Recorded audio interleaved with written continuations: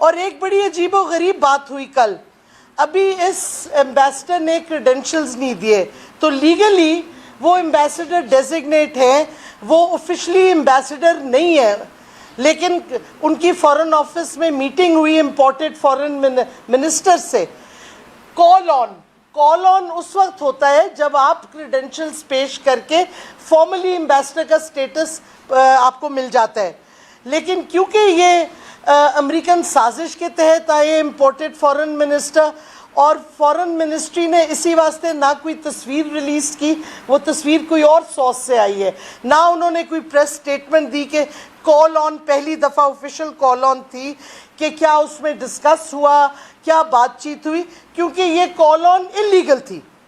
لیکن لگتا ہے کہ یہ وہ وائس رائے والا آ گیا ہے وقت پھر سے پاکستان پہ، کہ ایک ایمبیسڈر ڈیزگنیٹ جس نے ابھی کریڈنشلز پیش نہیں کیے، وہ کال آن کرتا ہے امپورٹڈ فارن منسٹر پہ، اور ایک انٹرویو دیتا ہے جس میں ڈو مور کا منترا پاکستانی قوم اور پاکستانی امپورٹڈ حکومت کے سامنے پیش کر دیتا ہے۔ اور یہ بھی میں بتاتی چلوں، بڑا انٹرسٹنگ، یہ ایمبیسڈر صاحب جن کی کنگریشنل کلیئرنسز فوری طور پہ فٹافٹ ہو گئی اپریل میں، وہ 25 مئی کو غالباً ادھر آئے تھے، اور ایک اخبار میں آج یہ بھی خبر آئی ہے کہ جی ان کو کریڈنشلز پیش نہیں کر پا رہے۔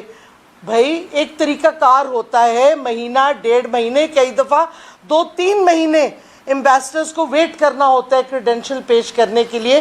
آپ ذرا پتہ کر لیں، جو ہمارا ایمبیسڈر گیا تھا مسعود خان واشنگٹن، کتنے مہینوں کے بعد ان کی کریڈنشلز پیش کرنے کا وقت آیا ہے۔ تو یہ کوئی نارمل روٹین ہے، لیکن ان کی بیک گراؤنڈ بڑی انٹرسٹنگ ہے اس ایمبیسڈر کی، اور ہمارے لیے خاص طور پہ ایک کنسرن ہے یہ ہمارا، کیونکہ یہ وہی شخصیت ہے جو کہ سویلین کو ڈائریکٹر تھے multi national force strategic engagement cell Baghdad میں 2007 اور 2008 میں، جب امریکہ نے صدام کو ہٹا دیا تھا اور عراق کی آکیوپیشن کر رہے تھے، اور یہ وہ وقت ہے جب کہ ابو غریب اور یہ جو ہیومن رائٹس وائلیشن جو عراقیوں کے خلاف اٹیک ہو رہے تھے، جو ان پہ تشدد ہو رہا تھا، یہ وہ وقت ہے، اور یہ ادھر سویلین کو ڈائریکٹر لگے ہوئے تھے جو اوورسی کر رہے تھے یہ ساری اسٹریٹجک انگیجمنٹ سیل بغداد میں۔ تو ان کا بیک گراؤنڈ بھی آپ بھولیے گا نہیں کہ ان کو اس وقت رجیم چینج کے بعد کیوں بھیجا گیا، کیا ان کا ایجنڈا ہے، اور کیا یہ ڈو مور کیا کیا ہم سے کروائیں گے۔ کیونکہ جب ان سے سوال انٹرویو میں پوچھا گیا ڈرون بیسس کا، تو وہ بات ٹال گئے۔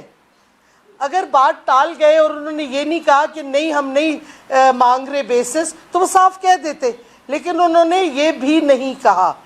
اور فائنلی میں ایک اور بات کہتی چلوں کہ یہ امپورٹڈ حکومت کی کوئی کریڈیبلٹی دنیا میں نہیں ہے، جدھر جاتے ہیں بھیک مانگنے، ادھر سے ٹھٹے کھا کے واپس آ جاتے ہیں۔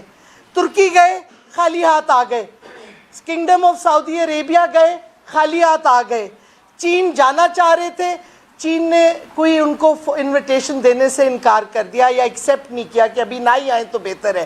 کیوں یہ ہو رہا ہے؟ کیونکہ پوری دنیا میں واضح ہو گیا ہے یہ ایک سازش کے ساتھ، بیرونی ملک کی سازش کے ساتھ یہ پاور میں آئے ہیں، اور پاکستانی قوم نے ان کو واضح طور پہ ریجیکٹ کر دیا ہے۔ تو ظاہر ہے کون سا ملک ہوگا جو پھر ان کے ساتھ انٹریکشن کرے گا یا ان کو امداد دے گا۔ اور یہ بھی میں بتاتی چلوں کہ ہمارے x foreign minister Shah Mahmood Qureshi صاحب کو 2 ہمارے فرینڈلی کنٹریز نے آلریڈی فارمل انویٹیشن دیا ہے کہ وہ وزٹ کریں، چین نے بھی اور ترکی نے بھی، کیونکہ ہماری پی ٹی آئی کی حکومت کی، عمران خان کی انٹرنیشنل کریڈیبلٹی تھی۔ یہ ہمیں کہتے تھے جی پاکستان آئسولیٹ ہو رہا ہے۔ ارے بھائی پاکستان کہاں سے آئسولیٹ ہو رہا ہے؟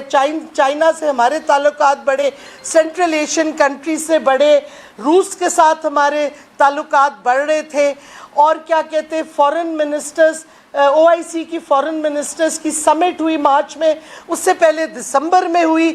یہ آئسولیشن نہیں ہے، یہ انگیجمنٹ ہے، اور یہ independent foreign policy Imran Khan کی تھی جس کی بیسس پہ پوری دنیا سے انگیجمنٹ ہو رہی تھی.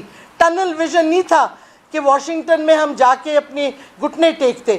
یہ ہماری انڈیپینڈنٹ فارن پالیسی تھی اور پوری دنیا سے انگیجمنٹ تھی, انٹرنیشنل آرگنائزیشن سے انگیجمنٹ تھی, UN میں انگیجمنٹ تھی. اب اس سے دیکھ لیں حال کیا ہوا ہے 2 مہینے میں, جو کہ یہ امپورٹڈ حکومت کا کوئی دنیا کا کیا ملک ان سے بات چیت ہی نہیں کرنے کے لیے تیار, کوئی ان کو آفر نہیں کر رہا, کوئی ایڈ اور اسسٹنس. تو یہ ہوتا ہے جب سازش کے, بیرونی سازش کے تحت ایک امپورٹڈ حکومت اور وہ بھی کرپٹ لوگوں کی, کرمنلز کی پاور میں آئے, تو جنہوں نے سازش کی, امداد کی, ان کو دوبارہ سوچنا ہوگا. یہ سوال نہیں صرف ہوتا کون تھا, سوال اٹھتا ہے اب کیوں, جبکہ معیشت بڑھ رہی تھی, فارن ریلیشنز ہمارے بہت بہتر ہو گئے تھے, پاکستان کی ایک انٹرنیشنل سٹینڈنگ بڑھ گئی تھی, کریڈیبلٹی بڑھ گئی تھی, تو اب کیوں؟ میرے لیے تو بڑا آسان ہے اس کا جواب, اس واسطے کہ پاکستان کو وہ جو سازش کرنے والے ہیں وہ چاہتے تھے کہ پاکستان تباہ ہو, معیشت تباہ ہو اور پاکستان گھٹنے ٹیکے, اور جو امریکہ کہنا چاہتا ہے, کروانا چاہتا ہے ڈو مور کے ذریعے, وہ یہ حکومت کرے گی, اور اسی واسطے یہ ساری سازش ہوئی تھی. اور اب میں اسد عمر صاحب. اچھا جی, ابھی آپ کو شیرین مزاری بتا رہی تھیں اس کا خارجہ پالیسی کے جو پہلو تھے موجودہ صورتحال کے, اور کہاں ہم یہاں تک پہنچے کیسے ہیں اور اس کے مضمرات کیا ہو رہے ہیں. اب تھوڑی سی معاشی صورتحال کے اوپر ذرا نظر رکھ لیں. جیسے انہوں نے کہا کہ پاکستان کا اکنامک سروے جو اسی حکومت نے, امپورٹڈ حکومت نے شائع کیا ہے, وہ گواہی دے رہا ہے کہ کس طریقے سے پاکستان ترقی کی طرف گامزن تھا عمران خان کی حکومت کے اندر. اور پچھلے 15 سال میں پہلی دفعہ ہوا تھا کہ 2 سال تواتر سے 5.5% سے زیادہ معیشت کی بڑھنے کی رفتار ہو. 5.47% پہلے ہوا اور اس سال تقریباً 6% ہوا. صنعت نے ترقی کی, بڑی صنعتوں نے تو 10% سے زیادہ ترقی کی. اس کے علاوہ زراعت کا بہت ہی شاندار سال گزرا, بڑی بڑی فصلوں نے ریکارڈ قائم کیے. درآمدات کی ہماری برآمدات جو ہیں انہوں نے ریکارڈ قائم کیا اس سال. ہماری ترسیلات زر جو ہیں انہوں نے ریکارڈ قائم کیا. ہر لحاظ سے آپ کو بہتری نظر آ رہی تھی. اس کے بعد سے ابھی تک ہوا کیا ہے, اور اس کو ذرا سمجھنے کی ضرورت ہے کہ کیوں ہو رہا ہے, تاکہ اگر ہم آگے کی طرف فیصلہ کرنا چاہتے ہیں, آگے کے فیصلہ کرنا چاہتے ہیں, تو ہمیں یہ ذہن میں واضح ہونا چاہیے کہ جو موجودہ صورتحال ہے یہ ہم فیس کیوں کر رہے ہیں. پہلے تو صورتحال ہے کہ ہماری عمران خان صاحب کی حکومت آئی جون 2018 کے اندر. ہمارے زر مبادلہ کے ذخائر جو سینٹرل بینک کے تھے وہ $9.7 ارب کے ذخائر تھے, اور بڑی محنت سے, جیسے میں نے بتایا, سرمایہ کاری بڑھا کر, برآمدات بڑھا کر, ترسیلات زر بڑھا کر, یہ تمام محنت کرنے کے بعد ہمارے زر مبادلہ کے ذخائر بڑھتے ہوئے تقریباً $16.5 ارب تک پہنچ گئے, جس وقت عدم اعتماد کی تحریک جو ہے وہ پیش کی گئی. جیسے ہی عدم اعتماد کی تحریک پیش ہوتی ہے تو ایک اعتماد کا بحران پیدا ہو جاتا ہے ملک کے اندر, ایک معاشی غیر یقینی کی کیفیت پیدا ہو جاتی ہے, اور نتیجہ یہ نکلتا ہے کہ جو 3.5 سال کی محنت, تقریباً 3.25 سال کی محنت کے اندر آپ نے $7 ارب کا اضافہ کیا تھا اپنے زر مبادلہ کے ذخائر میں, وہ تمام کا تمام اضافہ صرف 3 مہینے کے اندر سارے کا سارا غائب ہو جاتا ہے. بلکہ ہمارے زر مبادلہ کے ذخائر اس سے بھی کم ہو جاتے ہیں جہاں جون 2018 میں تھے. اور یہی وجہ ہے کہ آپ کو اس وقت روپیہ اتنی شدید دباؤ کے اندر نظر آتا ہے. صرف 3 ماہ کے اندر جب سے یہ عدم اعتماد کا ووٹ داخل کرایا گیا ہے اور یہ غیر یقینی کی فضا پیدا کی گئی ہے, اس 3 ماہ کے اندر 27 روپے کی قدر کے اندر کمی آئی ہے ڈالر کی نسبت. 27 روپے صرف 3 مہینے کے اندر, یہ پاکستان کی تاریخ کے اندر کبھی نہیں ہوا. اور اس کی وجہ میں نے آپ کو بتا دی کہ جس طریقے سے تیزی سے ہماری کم ہو رہی ہے زر مبادلہ کے ذخائر, مارکیٹ جو ہے وہ گرتی چلی جا رہی ہے. اب یہ صورتحال عام طور پہ معیشت کے جو بڑے ایکسپرٹس ہیں, میں تو ان سے کبھی بھی مکمل طور پہ اس بات پہ اتفاق نہیں کرتا, وہ کہتے ہیں جی کہ جب آپ عوامی فیصلے کرتے ہیں تو عوامی فیصلے کرنے کی وجہ سے مارکیٹ جو ہیں ان کا اعتماد چیک ہو جاتا ہے, اور کرنسی بھی پریشر میں آ جاتی ہے, اور مارکیٹ میں اسٹاک مارکیٹ بھی پریشر میں آ جاتی ہے. یہاں الٹا ہو رہا ہے. یہاں پر سخت ترین مشکل ترین عوام کے لیے یہ بالکل غلط بات ہے. یہ انہوں نے مہنگائی کا نیا نام رکھ دیا مشکل فیصلے. یہ تو آسان فیصلے ہیں. یہ فیصلہ مشکل کیا ہے حکمران کے لیے کہ 60 روپے لیٹر پیٹرول کی قیمت بڑھا دو, 60 روپے ڈیزل کی قیمت بڑھا دو. آج کے اخبار کے اندر لکھا ہوا ہے 13 روپے یونٹ بجلی کی قیمت اگلے 3 مہینے میں بڑھنے جا رہی ہے. 13 روپے یونٹ. یہ وہی مفتاح اسماعیل ہیں جنہوں نے آج سے صرف 3 یا 4 مہینے پہلے پریس کانفرنس کر کے کہا تھا کہ ہم 12 روپے یونٹ کی بجلی بیچیں گے. یہ ریکارڈ پہ مفتاح, آپ کی باتیں قوم بھولے گی نہیں. 12 روپے یونٹ کی آپ بجلی بیچ رہے تھے. 12 روپے پہ تو کیا لے کے آنا, اگلے 3 ماہ میں صرف اضافہ 13 روپے یونٹ ہونے والا ہے. یہ وہی مفتاح اسماعیل ہیں, یہ وہی حکومت اس وقت امپورٹنٹ بیٹھی ہوئی ہے جنہوں نے پریس کانفرنس کر کے کہا تھا کہ 137 روپے کا کوئی لیٹر پاکستان میں افورڈ نہیں کر سکتا. کسی کے پاس اتنی قوت خرید نہیں ہے کہ وہ پیٹرول خرید سکے. 101 روپے بھی ہم نہیں بڑھانے دیں گے. دھمکیاں دیتے تھے, پتہ نہیں کس کو دھمکیاں دیتے تھے. آج انہوں نے 210 روپے کا پیٹرول کر دیا ہے.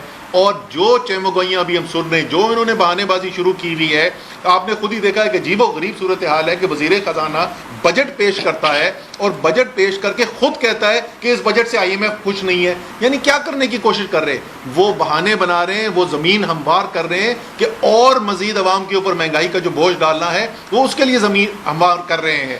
60 روپے لیٹر سے ابھی ان کا دل نہیں مطمئن ہوا, ابھی وہ اور پیٹرول کی قیمت بڑھانے کی باتیں کر رہے ہیں.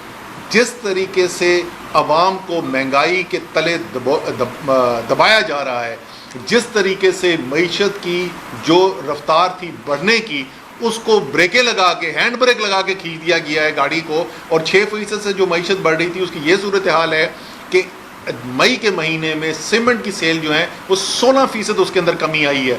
سیمنٹ سیل 16% کم ہونے کا مطلب کہ کنسٹرکشن رک گئی. کنسٹرکشن رکنے کا کیا مطلب ہوا کہ 30 سے زیادہ صنعتیں جو ہیں جو براہ راست منسلک ہوتی ہیں کنسٹرکشن سے, وہ سلو ڈاؤن ہونی شروع ہو گئی, ان میں منفی رجحان آنا شروع ہو گیا. اور کنسٹرکشن شہری علاقوں کے اندر روزگار کا سب سے بڑا ذریعہ ہے دیہڑی دار کے لیے. اس کا مطلب دیہڑی دار کو روزگار ملنا بند ہونا شروع ہو گیا ہے. ایک طرف مہنگائی آسمان پر, دوسری طرف دیہڑی دار کی روزی بند ہونا شروع ہو گئی ہے. مارکیٹ گر رہی ہے, روپیہ گر رہا ہے. اور یہ ہو کیوں رہا ہے؟ کیونکہ جیسے شیرین مداری کہہ رہی تھی, صرف باہر کی حکومتیں نہیں, سرمایہ کار بھی دیکھ رہا ہے, اس کو نظر آ رہا ہے یہ غیر فطری حکومت ہے, یہ ایک سازش اور بیرونی مداخلت سے بنائی ہوئی حکومت ہے اور یہ پائیدار نہیں ہو سکتی. جو باہر سے بڑے بڑے بینکس ہیں, جو کیپٹل مارکیٹس ہیں, وہ $1 نہیں دینے کو تیار ہے پاکستان کو, کیونکہ ان کو یہ نہیں پتا کہ یہ حکومت جو ہے, یہ جو اپنے بوجھ ترے خود دبتی چلی جا رہی ہے, یہ 1 مہینے کے بعد یہاں پر ہوگی کہ نہیں ہوگی.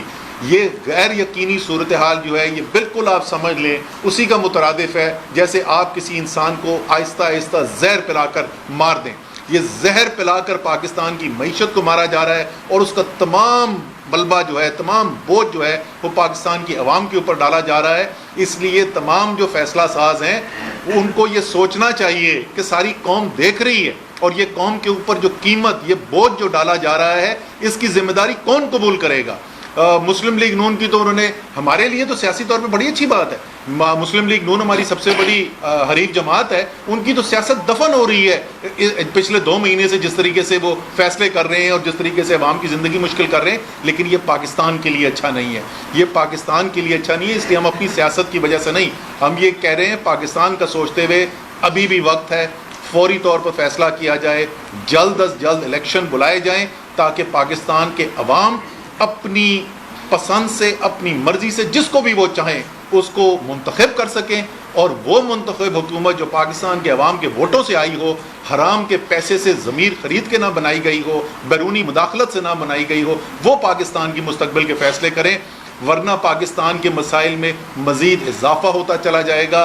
بار بار کہتا ہوں, مجھے کوئی اچھا نہیں لگتا, لیکن معیشت کے سارے ایکسپرٹس کہہ رہے ہیں کہ ہم جو سری لنکا میں صورتحال دیکھنے میں آئی ہے اس سے ہفتوں, مہینوں نہیں, ہفتوں دور ہیں. جس بری طریقے سے لوڈ شیڈنگ کی جا رہی ہے, یہ شری لنکا کا ہی آپ یہاں پہ ایک نمونہ دیکھ رہے ہیں. یہاں پہ جان بوجھ کے وافر تعداد میں جنریشن کی کیپیسٹی موجود ہے, نہیں کیا جا رہا کیونکہ خسارہ اتنا خطرناک حد تک سے بڑھ رہا ہے. تو اس کو روکنے کے لیے جان بوجھ کر عوام کو اس شدید گرمی کے اندر لوڈ شیڈنگ کا شکار کیا جا رہا ہے. تو کافی آپ نے پاکستان کے عوام کے ساتھ ظلم کر دیا. اس سے پہلے کہ آپ کی سیاست ہمیشہ ہمیشہ کے لیے ختم ہو جائے, الیکشن کال کریں.